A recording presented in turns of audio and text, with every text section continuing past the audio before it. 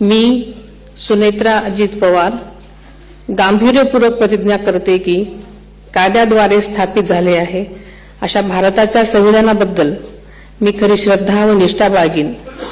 मी भारताची सार्वभौमता व एकात्मता उन्नत राखीन। मी महाराष्ट्र राज्याची उपमुख्यमंत्री म्हणून माझी कामे निष्ठापूर्वक व ससद्विवेक बुद्धीने पार पाडेन आणि संविधान व कायदा यानुसार सर्व तऱ्हेच्या लोकांना मी गांभीर्यपणे व निपक्षपातीपणे तसेच कोणाच्याही विषयी ममत्वभाव किंवा आकस न बाळगता न्याय वागणूक देईन।